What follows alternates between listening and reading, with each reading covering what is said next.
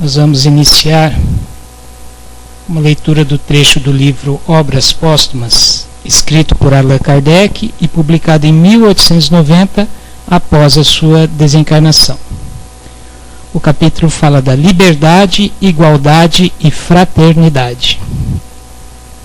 Tratar alguém como irmão é tratá-lo de igual para igual, é querer-lhe o que desejaria para si mesmo. Num povo de irmãos, a igualdade será consequência de seus sentimentos, de sua maneira de agir, e se estabelecerá pela força das coisas. Mas qual é o inimigo da igualdade? É o orgulho. O orgulho que por toda parte quer primar e dominar, que vive de privilégios e de exceções, pode suportar a igualdade social, mas não a fundará jamais e a destruirá na primeira ocasião.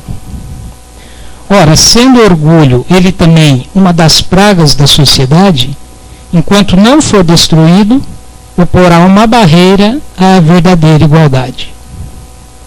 A liberdade é filha da fraternidade e da igualdade. Falamos da liberdade legal e não da liberdade natural, que é por direito imprescritível para toda criatura humana, desde o selvagem ao homem civilizado. Vivemos homens como irmãos, com os direitos iguais, animados de um sentimento de benevolência recíproco, praticarão entre si a justiça, não procurarão nunca se fazerem mal e não terão, consequentemente, nada a temer um dos outros. A liberdade será sem perigo, porque ninguém pensará em dela abusar em prejuízo de seus semelhantes. Mas como o egoísmo, que quer tudo para si, o orgulho que quer sempre dominar, daria a mão à liberdade que o destronaria? Os inimigos da liberdade são, pois, ao mesmo tempo, o egoísmo e o orgulho, como são da igualdade e da fraternidade. Esses três princípios são, pois, como dissemos, solidários uns com os outros e se servem mutuamente de apoio. Sem sua reunião, o edifício social não poderia estar completo. A fraternidade praticada em sua pureza não poderia estar só, porque sem a igualdade e a liberdade não há verdadeira fraternidade. Vamos fazer uma oração, ver os nossos pensamentos, trazer todo o nosso sentimento aqui, pensar no nosso anjo da guarda, nos trabalhadores desta casa, e nos unirmos a Ele, levar a nossa prece ao Cristo Jesus, pedindo a sua bênção, a sua luz em todos os momentos de nossa vida, que possamos aqui restaurar as nossas energias, restaurar o nosso equilíbrio, aprender um pouco mais e levar essa paz, essa bênção para os nossos lares e para todos aqueles que convivem conosco. Obrigado, Jesus, por essa oportunidade de estarmos reunidos em Seu nome. E aqui oramos para que continue conosco durante todos os nossos dias e que consigamos sempre fazer a Sua vontade, aceitando a intuição, o direcionamento dos nossos anjos protetores que nos acompanham dia a dia. Obrigado pela bênção. Assim seja. Palestrante dessa noite, o nosso irmão Davi, tem a palavra. Boa noite a todos. Hoje, como nós não temos um convidado palestrante, então eu voltei a trazer aqui, depois de bastante tempo, uma muleta visual aqui para nossa nós acompanharmos o assunto que nós vamos fazer algumas reflexões. Deixa eu instalar aqui. Isto, agora sim.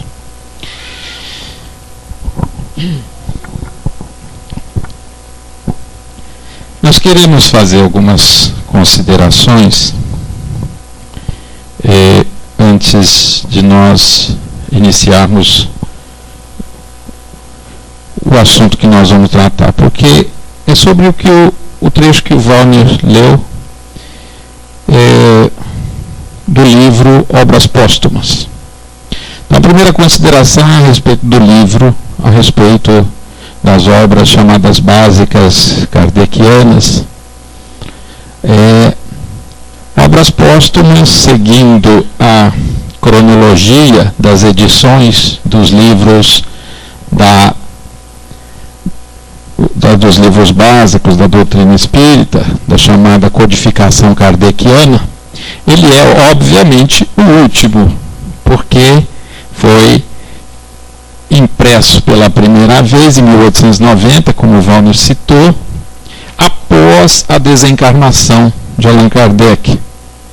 Então, alguns assuntos que ele escreveu, alguns tratados, algumas coisas, aí foi resumido, alguns assuntos, colocados todos eles nesse compêndio chamado Obras Póstumas. Diversos assuntos, compreendendo conclusões a respeito de situações muito importantes, a abordagem dentro da doutrina espírita.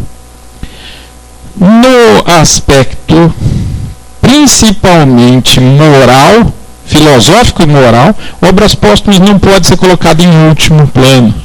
Ele está junto com as demais obras e precisa ser lido, precisa ser estudado por quem quer ser espírita, como eu, que um dia vou ser, se Deus quiser, né? Porque se a gente for ler aqui no Evangelho segundo o Espiritismo, falando a respeito do homem de bem, do verdadeiro espírita, eu ainda estou muito longe, mas mais algumas encarnações a gente, né, e alguns porque não é só o conhecimento. A gente pode ler tudo, decorar tudo e aprender os conceitos, mas tem um outro aspecto, eu disse, um aspecto moral, porque tem o filosófico e moral nesse, que é muito importante, né? Tem o conhecimento, como a gente tratou ontem aqui, inclusive, na nossa sessão de estudo, né, Kaique? Kaique é um estudioso agora assíduo, né, do nosso grupo da terça-feira, falando a respeito desses dois lados, que tem a Cisanelli até colocou muito bem, irmã da Ilane, a respeito da questão das duas asas, a asa do conhecimento e a asa do sentimento bom, da moral, do bem, né? Então é muito importante, ressalto aqui, a leitura de todas as obras e as reflexões sobre esses temas tratados em obras póstumas. E uma outra consideração é histórica, que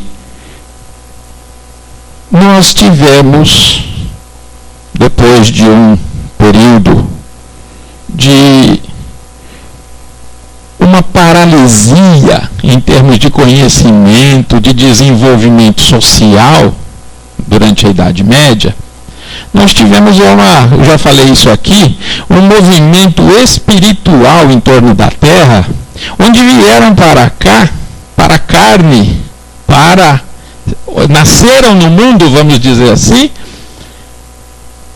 uma pleiade de espíritos muito evoluídos, alguns em uns aspectos, outros em outros, mas começou com o aspecto da sensibilidade através das artes, no Renascimento. Depois veio um período de muita evolução nas ciências, né? A gente já falou aqui, Isaac Newton e por aí afora. O Newton é a maior expressão desse período, e mais ou menos paralelo a isso, um período de muita pesquisa, muita discussão e muita evolução nos conceitos sociais.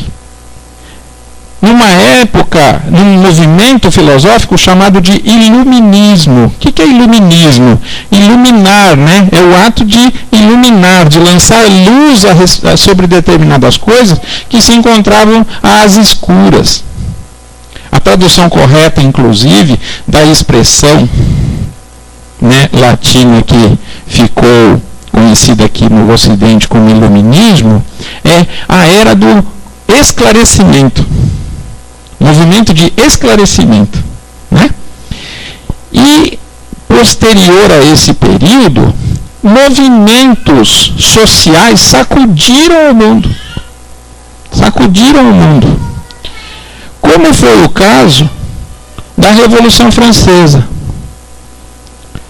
Né? Essa figura que nós colocamos ali, esse bonitão de longas perucas loiras, né?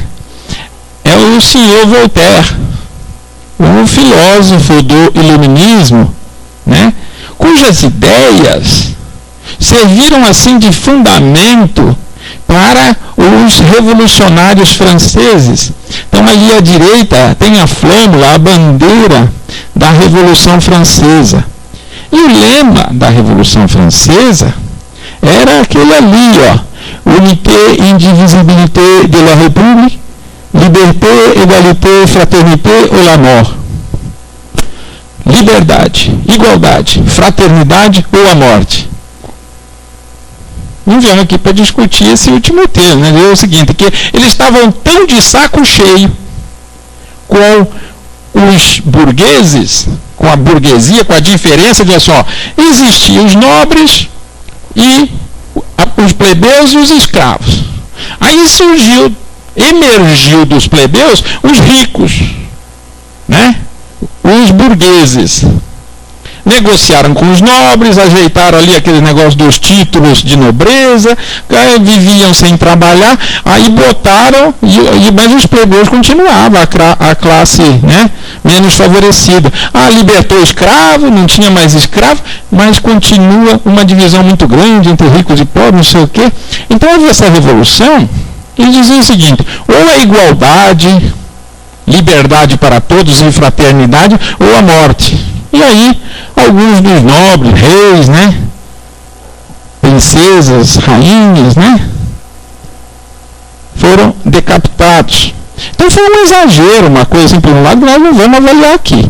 Mas, só para mostrar que esse lema, liberdade, igualdade e fraternidade, era a posição filosófica que sacudiu o mundo na época. E proporcionou mudanças em muitos outros lugares. Agitava o pensamento das pessoas mais cultas, dos estudiosos da época em todo o Ocidente. A independência dos Estados Unidos em 1776, pouco antes da Revolução Francesa, né? 1789, mais ou menos no mesmo período, a Inconfidência Mineira, era toda a mesma história. O que eu estou querendo dizer com isso? Que quando a gente fala igualdade, liberdade e fraternidade, nós precisamos fazer um pequeno estudo, uma pequena reflexão a respeito do que significa essas coisas, de qual é o conceito filosófico disso. Por que isso? Vamos fazer um parênteses aqui. Porque nós acostumamos a ler, e todos nós já decoramos, que a moral do Cristo é baseada na lei do amor. A lei do amor, da caridade e da misericórdia. É do amor ao próximo como a si mesmo. Né? Do amar a Deus sobre todas as coisas.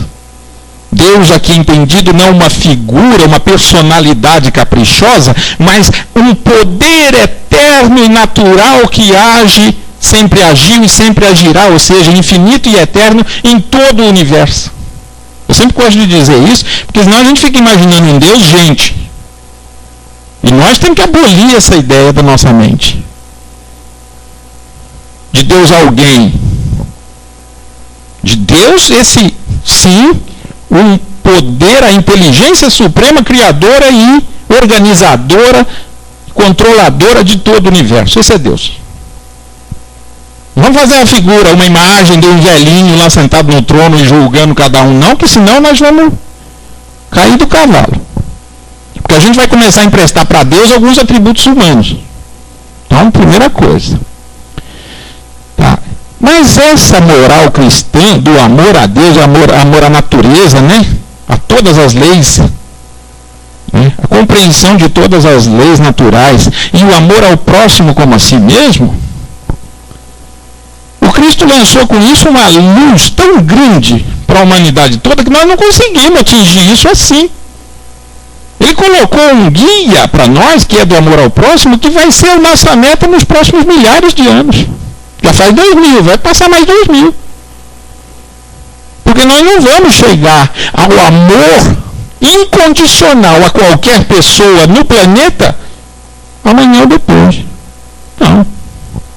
Então por isso nós precisamos compreender a nós mesmos. Conhece-te a ti mesmo. Por mais que eu conheça a mim, não é a mim só que eu tenho que conhecer. Eu tenho que conhecer o ser humano, a nossa história, compreender como é que funcionam as coisas na nossa civilização, na nossa história, que caminhos nós estamos trilhando, como é que é isso? Né?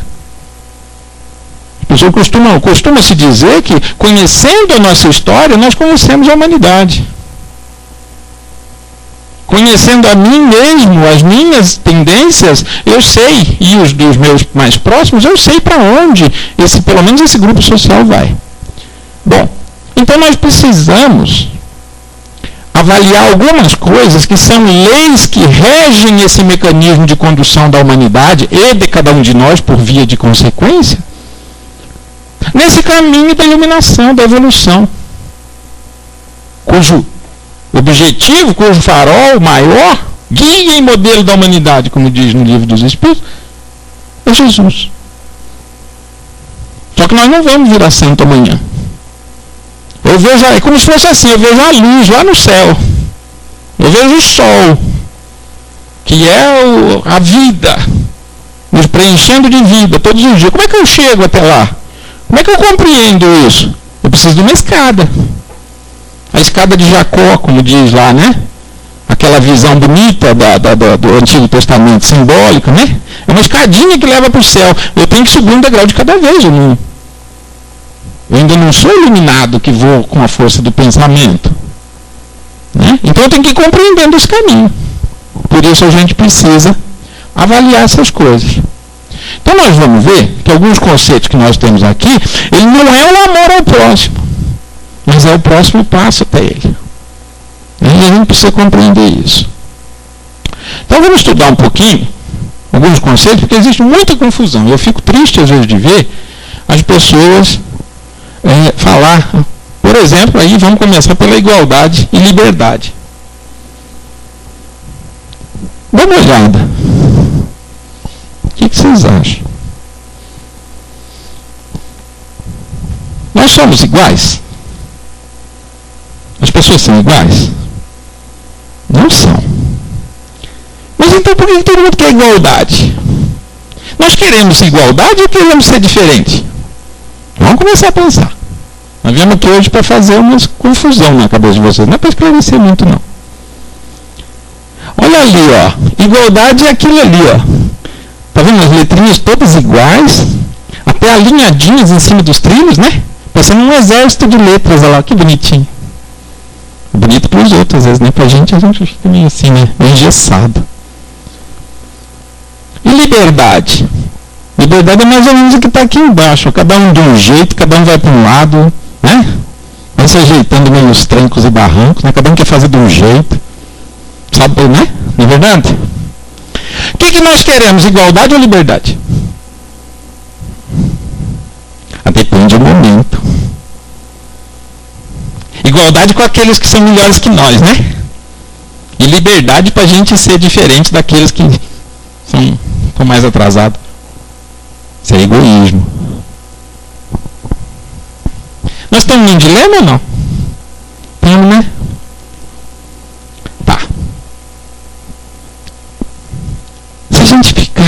olhando para essas duas palavrinhas e nos imaginando em uma e em outra, a gente vai criar uma confusão. E é isso que eu queria criar em vocês.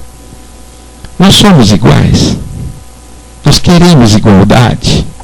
Por que todo povo luta por igualdade e por liberdade? Mas liberdade é muito diferente de igualdade. Liberdade é justamente para fazer o que cada um quer, é justamente para ser diferente de todos. Não é verdade? Então vamos lá. Então vamos começar a brincar com essa história. Nós somos todos iguais? Não somos. Aliás, se tem uma coisa que é ao mesmo tempo intrigante e ao mesmo tempo divino em nós, é que cada um de nós é único no universo todo. Não tem um espírito no universo igual eu. Não tem sequer um corpo de carne igual esse que eu estou usando atualmente, igual esse. Não é assim? Eu fui fazer a renovação da carteira de motorista lá, né? Completei meio século, esses dias atrás, há um mês, está fazendo 30 dias hoje já, nossa. Aí a gente vai lá e fica colocando aquele, né, os dedinhos lá naquele negócio. Agora é uma câmera que filma assim, negócio lá e é digitalizado o negócio. Por quê? Não existe dedinho igual o meu, só o meu. Tem aquelas marquinhas lá. Se tiver aquela marca em algum lugar lá, eles pesquisar lá, vão saber que é minha. O mundo inteiro. Eu sou único, eu sou diferente. Sou diferente. Então nós somos indivíduos. O termo individual significa o quê? Que é só de um. Certo?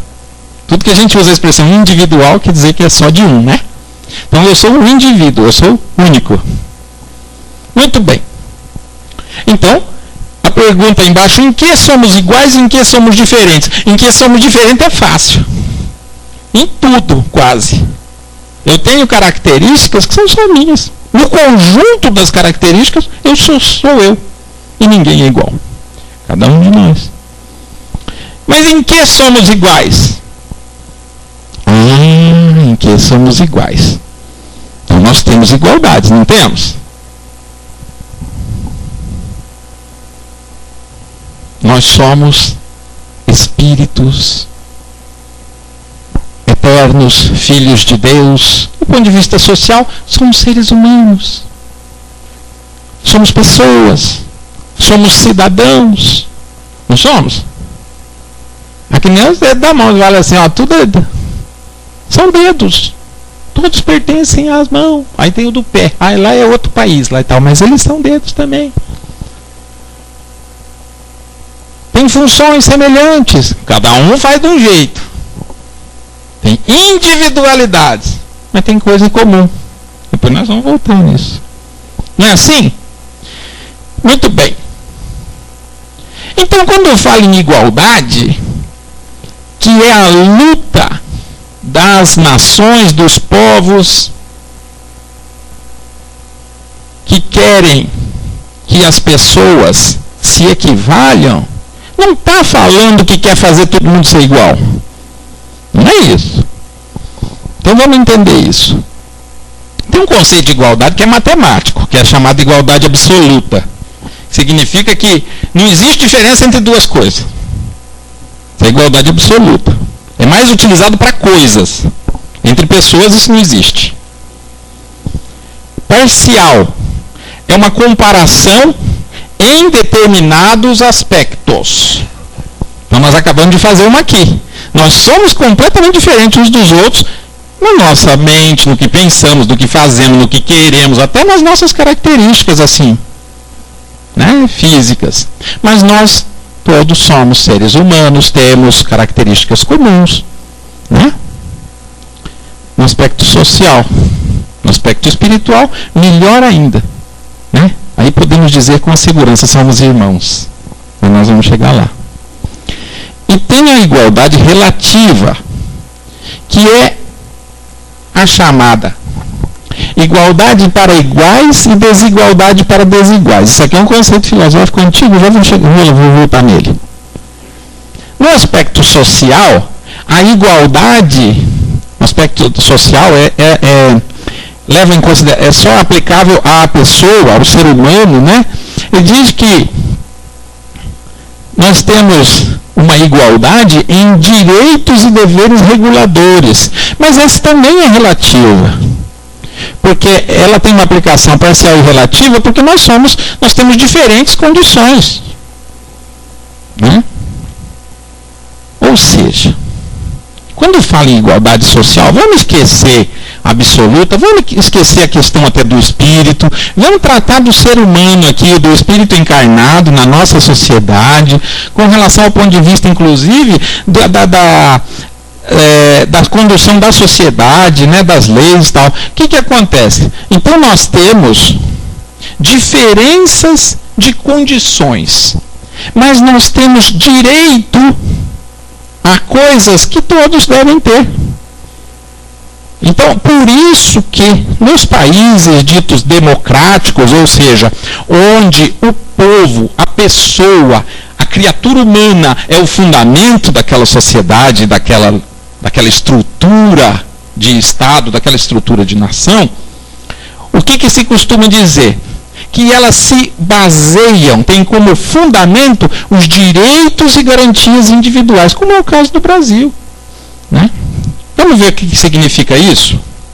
Primeiro, aquela explicação a respeito aqui que eu falei da igualdade relativa. Para mostrar para vocês que isso não é novo, nós temos aqui a figura desse ancião muito simpático ali, que é o Aristóteles. Ele viveu na Grécia 350 anos antes de Cristo. Já faz um tempinho, hein? Faz um tempinho danado, né? Olha o que ele dizia. Igualdade social é tratar igualmente os iguais e desigualmente os desiguais. O que significa isso? Significa o seguinte. Vamos trazer isso para uma realidade nossa aqui, moderna, né?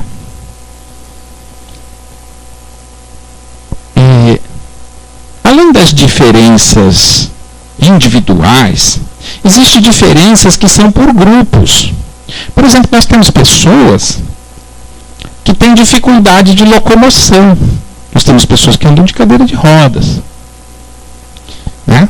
Então, vou falar de uma coisa que a gente estava comentando aqui agora há pouco. Mas eles têm direito de vir aqui. Têm direito de ir no cinema, têm direito de ir no teatro. Então, todos têm direitos iguais. Para ter acesso a essa igualdade, como eles são desiguais, então nós vamos dizer o seguinte, olha, tem que haver, aqueles que não têm dificuldade, têm que promover uma forma de que esses tenham acesso. E aí vai, por onde a gente quiser vai ter exemplo. Nós temos o direito de ter um carro e de dirigir, certo? Depende, você é maior de 18 anos? Mas todos temos direitos iguais. Todos os que são iguais, maiores de 18. Os que são desiguais desses, porém na sua igualdade, têm outro tratamento. Até virem para esse grupo. Nessa frase está tudo isso. Não é tratar todo mundo igual. Aqui todo mundo é igual. Vou esquecer que tem homem, mulher, criança, tem atleta, tem outro que é aleijado. Não, isso não é igualdade. Se você promover uma igualdade para desiguais, isso é injusto. Não é justiça. Então, por exemplo, homens e mulheres, que tem um hominho e uma mulherzinha, não sei se dá para ver daí, mas só pela cor, né? Às vezes, a igualdade não quer dizer que esse é igual a esse. A igualdade social significa o seguinte, eu preciso fazer com que eles fiquem no mesmo nível. Mesmo que para isso eu tenho que dar uma mãozinha. Entendeu? É só isso. Então a igualdade que a gente fala não está nas pessoas. Promover a igualdade para desiguais significa isonomia.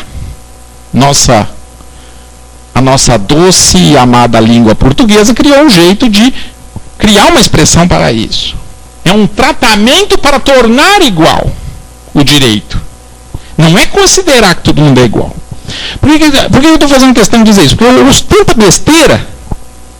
É porque quem tem privilégio, direitos iguais para todo mundo. Mas você é diferente dele. É igual o filho que quer pegar o carro, o de 16 anos quer pegar o carro e dirigir, voltando naquele exemplo anterior, porque o de 20 pega. Direitos iguais. Não, vocês são diferentes. Direitos iguais em condições iguais. Certo? Eu coloquei essa figura no jornalzinho, né, quando eu escrevi a respeito de alguns conceitos a respeito disso. Então, são desiguais. O objetivo social aqui, o bem-estar coletivo, o bem comum, está simbolizado aqui por quê? Por haver um jogo lá de beisebol acima dessa cerca aqui. Aí eu pego e dou um caixote igualzinho para cada um. Tem todo mundo igual. Aqui todo mundo é igual. Isso é igualdade? Não. É um equívoco. Igualdade é torná-los em igualdade de condições para um objetivo comum. Mesmo que eu considere essa diferença e ajuste ela para atingir aquela igualdade. Essa é a diferença. Então, quando fala em igualdade social, não significa assim, ó, tem que tratar todo mundo igual. Não, as pessoas são desiguais. Tem que voltar lá no Aristóteles e dizer o seguinte: as pessoas têm que ser tratadas desigualmente nas suas desigualdades para que atinjam igualmente o objetivo. Me fiz entender? Tá? Então a gente tem que compreender isso. E a sociedade vai evoluindo nisso. Gradativamente até atingir um nível que isso seja uma coisa natural no nosso comportamento. Né? E é tão importante, como eu disse, que todas as leis modernas que buscam a justiça social trabalham nesses conceitos. Os mesmos que vieram lá da Revolução Francesa, da Inconfidência Mineira, o conceito de igualdade que estava lá na filosofia de Aristóteles, antes de Cristo.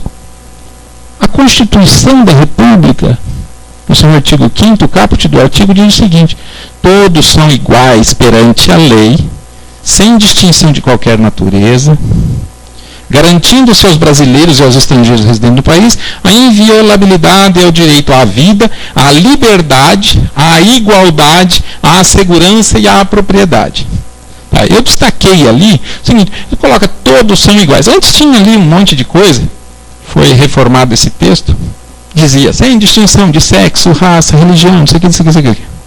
Então, hoje fala assim, sem distinção de qualquer natureza. Sabe? Porque senão vamos ficar inventando detalhe, então ela já foi rasante. Mas todos são iguais, não significa que ela está considerando que todo mundo é igual, fisicamente, intelectualmente, nada disso. Então, por isso que tem aquele símbolo, né? A deusa da justiça é cega. Porque ela não olha essas diferenças. Né? Ela quer tornar as pessoas iguais, quer considerar as pessoas iguais. E para isso, né, precisa desses ajustes da própria lei. Né? Bom, vamos falar da liberdade. A liberdade também é o nosso anseio. Nós queremos igualdade porque a igualdade é aquele sinônimo de justiça social. Mas nós queremos liberdade. Porque nós nascemos espíritos, lá na pré-história, lá, a gente trazemos ainda, e vamos levar para sempre. Essa explosão que existe no espírito humano com relação ao mundo exterior, com relação às outras pessoas, o de conhecer, o de saber, o de pesquisar, o de experimentar. Então, nós nascemos, o espírito humano nasceu para progredir. E progride-se com liberdade, através da experiência livre de cada um. E por isso, nesses milhares de anos todos, nós nos fizemos tão diferentes uns dos outros. há dois conceitos de liberdade. O coletiva, que a gente pode substituir pela palavra independência, a independência das nações, de um povo não ser submisso ao outro, de não existir diferença de raça, dizer assim, esse povo é escravo, aquele outro é nobre, igual existia até a Idade Média, né? A Idade Média? A Idade Média isso era absolutamente comum, em todo lugar do mundo. A partir da Idade Média só em alguns que trouxeram esses conceitos. Não podia fazer isso na Europa, vai fazer no Brasil, nas Américas, né? Escravidão. Né? Você escraviza um povo, uma raça. Isso é um absurdo. E o conceito individual. Né? O coletivo é mais em função das guerras. Tal. O que aconteceu depois foi uma temeridade, né? Foi uma barbaridade na história da humanidade. Mas antes era comum as guerras, né, entre povos. A gente vê muito isso nos filmes, né? Até a Idade Média, os filmes antigos, até a Idade Média. Né? Esparta, né? 300, não sei o quê, né? Alexandria, né? Por aí fora. E o individual é com relação à liberdade da pessoa, do indivíduo. Que são, eu coloquei ali, pensar, expressar e agir. Então são as formas mais comuns que a gente diz, olha, nós temos liberdade de ir e vir. É a liberdade de agir. Eu tenho a liberdade de pensamento, eu posso me conduzir segundo a minha ideia, segundo a minha vontade, segundo a minha mente. Né? Não tenho a repressão no pensamento, é pior que pode haver. E na expressão, né? Eu estou aqui falando coisas que há 40 anos atrás eu nem pensar. Nem pensar. Aqui. Não podia. Não é? Nós tínhamos escutas nas universidades, nos colégios, né? Qualquer coisa ia preso, né? Que era... Como é que era? Baderneiro, né? Tá? Bom, quando a gente fala da liberdade, nós temos que considerar o seguinte, a lei da liberdade é uma lei natural. Eu já falei que a gente nasce com esse sentido, né, de nos expandir, nos evoluirmos em função da nossa liberdade de ver, de ouvir, de aprender. Só que nós temos que considerar que ela também é relativa.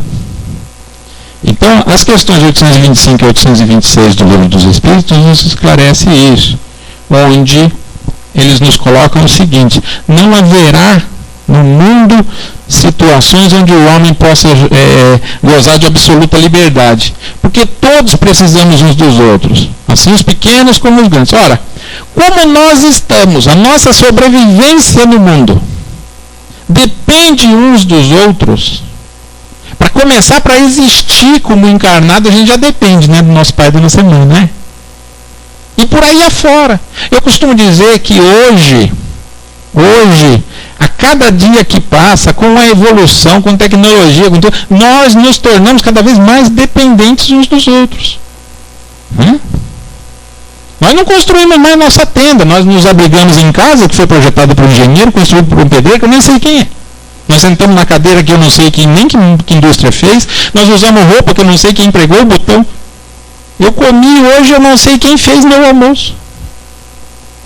Então essa interdependência é muito grande e bom. Então não é a liberdade plena. E tem um outro aspecto também. Desde que juntos estejam dois homens, há entre eles direitos recíprocos, que lhes cumpre respeitar. Ou seja, o belo bom ditado antigo, que o nosso direito termina onde começa o do outro. Não é isso? Ou seja, nós temos uma liberdade natural. Só que o outro também tem. O outro também tem, o outro também tem. Então ela é margeada, a minha liberdade, pelo respeito ao próximo. Olha que eu não estou falando em amor ao próximo, estou falando em respeito à liberdade do outro. Por isso que eu falei, nós precisamos de conceitos de escada que vai nos limitando ou nos conduzindo para os nossos objetivos espirituais, por meio do social. Porque nós existimos, nós vivemos em grupo, porque essa dependência uns dos outros, para nós aprendermos, primeiro a conviver, depois a respeitar, depois a ser solidário, vou falar disso já. Por último lá, aquele amor, né? O amor incondicional a qualquer um, o amor do samaritano, né? Mas nós precisamos compreender esses caras, a gente precisa saber que todas essas coisas estão interligadas com esse objetivo. E nós vamos nos conduzindo por ela. Tem algumas coisas, as pessoas costumam dizer assim, mas eu passo por coisas que eu não escolhi, eu não sou livre para decidir minha vida. Então a gente precisa compreender que o espírito humano é livre sim com essa questão, né, do respeito ao outro, mas tem mais uma muito importante, que as leis divinas naturais, elas estão interligadas, elas se complementam, elas se tocam, elas se permeiam o tempo todo. Existe uma lei que é a lei da causa e efeito. Então, eu tenho liberdade, tá? Aí eu pego e cometo um crime. Isso gera uma reação, e é absolutamente natural, que essa reação eu vou assumi-la, eu vou sofrê-la sem ter escolhido. Mas eu não escolhi ir preso. Como é que eu tenho liberdade? Você teve a liberdade de escolher não matar, ou roubar, ou não roubar. Então, a liberdade para fazer as coisas geram consequências, boas ou más, de acordo com foi a decisão escolhida durante a liberdade. Então isso é uma outra restrição também, e é absolutamente natural.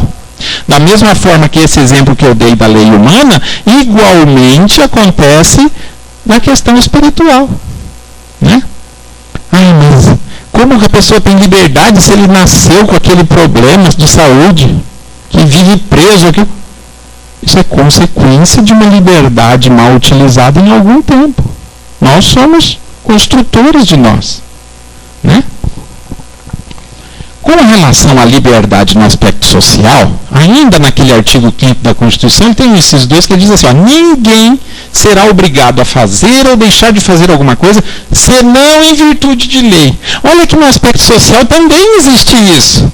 Olha, você tem a liberdade, desde que não tenha uma lei aqui que todo mundo decidiu que isso é proibido. Ou seja, também é relativa. Né? Porque as pessoas livres e de boa fé julgam o seguinte, olha, vai aparecer um ou outro aí que é aquele espírito de porco, vai fazer coisa errada, então vamos fazer o seguinte, vamos criar um código aqui que isso não pode. Eles têm o direito de fazer isso, e aí estabelecem essas regras, ou seja, limitando também isso para preservar o quê? O direito do outro. Certo? Então, esse é um princípio muito interessante que está lá nesse livrinho verde e amarelo lá, ó, muito bonito. Né? É muito bonito isso. Você pode fazer o que você quiser, desde que não seja proibido. Ou seja, existe um campo da licitude que você pode ser livre. Agora, tem determinados atos que se você fizer, você está prejudicando os outros. Então não, vamos restringir. Né? Isso é uma adaptação à própria lei natural, como acontece já. E só para mostrar para vocês com relação à importância disso, em 1948, logo depois da final da Segunda Guerra Mundial, depois de ter passado a primeira metade do século XX sob o efeito de 2 guerras mundiais, os países se reuniram e fundaram a chamada Organização das Nações Unidas, a ONU. E em dezembro de 1948, fizeram uma espécie de uma constituição que servisse para todos os países membros. Né? Assim como nós temos a nossa Constituição, outro país tem a dele, outro tem a dele, a ONU tem uma Constituição que serve de base para todos esses países. E você sabe o que ela trata nos seus 30 artigos? Igualdade, liberdade e fraternidade.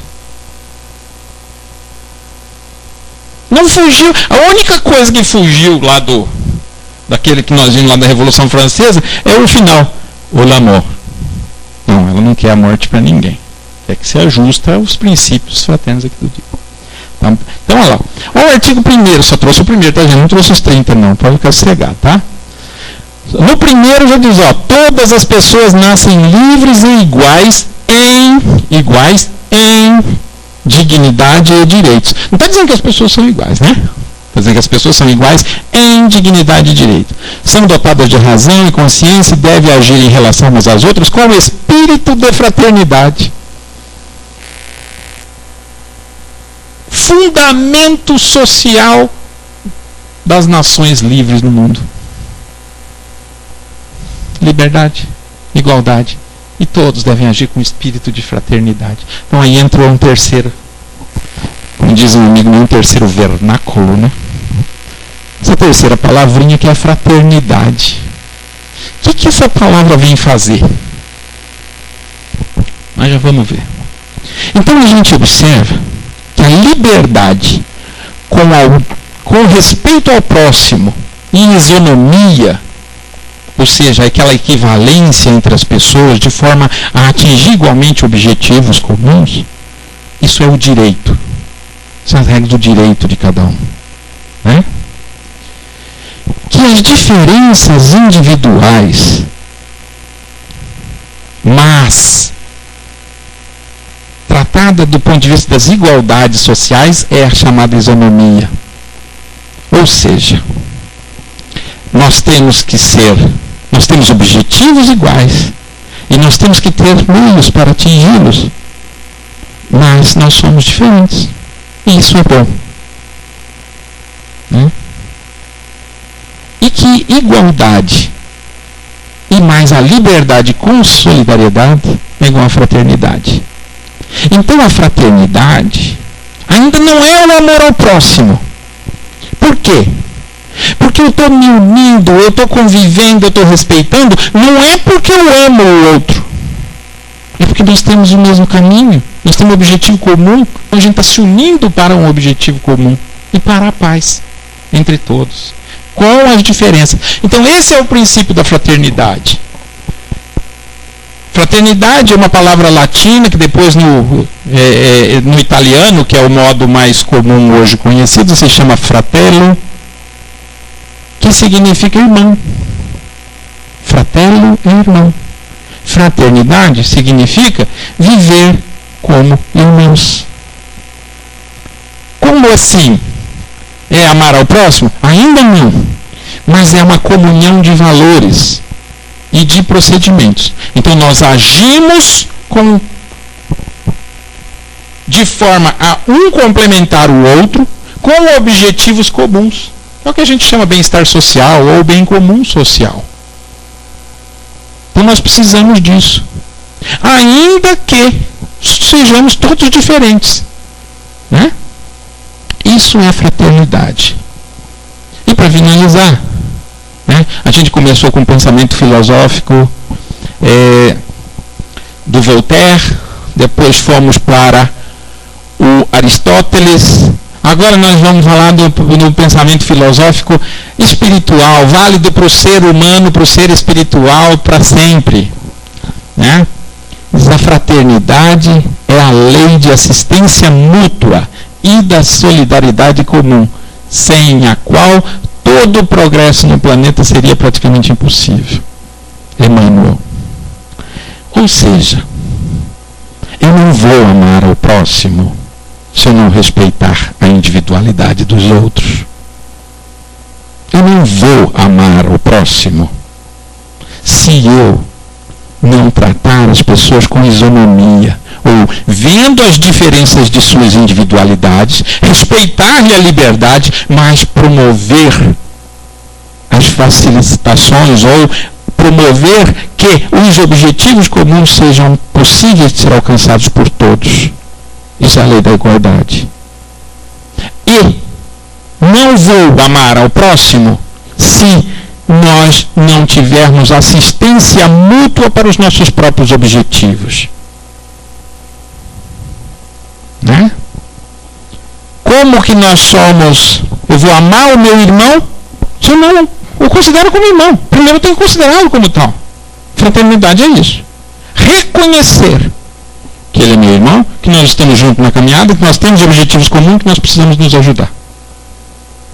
Daí, para deixar minha individualidade de lado e pensar primeiro nele, que é o amor ao próximo, incondicional, ainda tem uns passinhos. Mas a gente não vai chegar nesse se não fizer aqui primeiro. Senão nós vamos ficar fazendo que nem aqueles fariseus, que ama o próximo, aquele próximo que está ali dentro da tua casa. Aquele outro que está lá na rua, não. Aquele que está lá no país, não. Isso não é amor. Então primeiro nós temos que compreender as leis que estão aí e que a espiritualidade, que o próprio Cristo está trazendo esses espíritos, essas pessoas como Emmanuel aqui, mas desde lá de trás, desde Aristóteles, passando por Voltaire, Descartes, Newton e todos os outros, nos ensinando essas leis que regem essa nossa caminhada. É por isso, né? Então, o nosso desejo de muito amor no coração, mas de ações, atitudes livres com responsabilidade, igualitárias com isonomia e solidárias com fraternidade. É isso. Obrigado.